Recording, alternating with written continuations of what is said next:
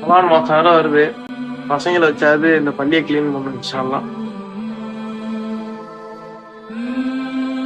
என்ன back catch முடிச்சிட்டாரு, அவர் ஆட்டத்திலே இல்லையே. பசங்களா விளாண்டதுதான் போதும், வாங்க பள்ளியை கிளீன் பண்ணலாம் இன்ஷா அல்லாஹ். பள்ளியை சுத்தம் பண்ணுவோம். ராசிதே அந்த கட்டு கம்பியங்க.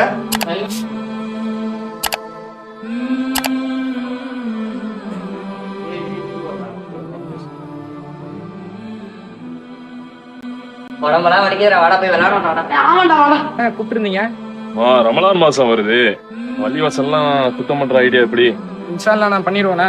இன்ஷா அல்லாஹ். ஒழுங்கா பால் போடுறா. என்னென்ன விளையாண்டுட்டு இருக்கானோ. ஆமா. ஏய் தம்பிகளா, வாங்கடா. என்னடா தம்பிகளா விளையாண்டு இருக்கீங்க? பள்ளிவாசல்லாம் எப்ப சுத்தம் பண்றது?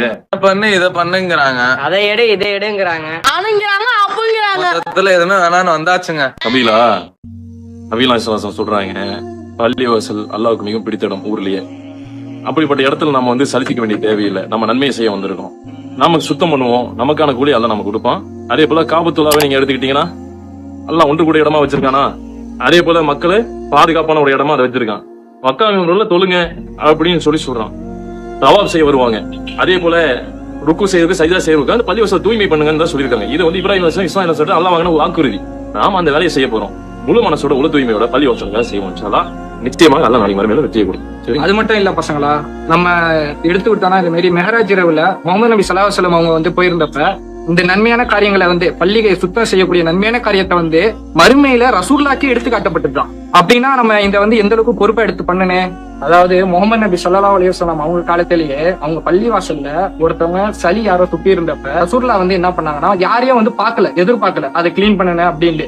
அவங்களே என்ன பண்ணாங்கன்னா அதை வந்து சுத்தம் படுத்தினாங்க. அப்படி இருக்கும்போது நம்ம பள்ளி வாசல்காண்டி நம்ம இன்ஷால்லா வந்து என்ன பண்ணுவோம், சுத்தம் பண்ணுவோம். அல்ல அதுக்குள்ள நன்மையை நம்மளுக்கு கொடுப்போம். இன்ஷால்லா வாங்க பண்ணிக்கிறோம். அல்லாஹ்வுடைய தூதர் ஸல்லல்லாஹு அலைஹி வஸல்லமுடைய காலத்தில் அல்லாஹ்வுடைய தூதருடைய இல்லத்தை, அல்லாஹ்வுடைய தூதர் தொழக்கூடிய அந்த பள்ளிவாசலை சுத்தம் செய்யக்கூடிய ஒரு பெண்மணி மரணித்து விட்டார்கள். அல்லாஹ்வுடைய தூதர் அந்த மரணத்திற்கு பிறகு வருகிறார்கள். நபித்தோழர்களை பார்த்து கேட்டார்கள், அந்த பெண்மணி எங்கே என்று. நபித்தோழர்கள் சொன்னார்கள், அல்லாஹ்வுடைய தூதரே, அல்லாஹ்வுடைய இல்லத்தை சுத்தப்படுத்தி அந்த பெண்மணி மரணித்து விட்டார்கள், அவர்களை அடக்கம் செய்து விட்டோம். அல்லாஹ்வுடைய தூதர் கூறினார்கள், எனக்கு தகவல் கூறி இருக்க கூடாதா, எங்கே இருக்கிறது அந்த மன்னரை என்று கூறி அல்லாஹ்வுடைய தூதர் அந்த பெண் அடக்கம் செய்யப்பட்ட இடத்திற்கு சென்று அவர்களுக்காக துஆ செய்தார்கள். ஏன்? அவர்கள் செய்த பணி அல்லாஹ்விடத்திலே நேரான பணி. அல்லாஹ்வுடைய இல்லங்களை சுத்தப்படுத்தக்கூடிய பணியை அல்லாஹ் நேசிக்கிறார். அல்லாஹ்வுடைய தூதர் அந்த பெண்மணிக்காக அல்லாஹ்விடத்திலே துஆ செய்தார்கள். அவர்கள் மரணித்ததற்கு பிறகு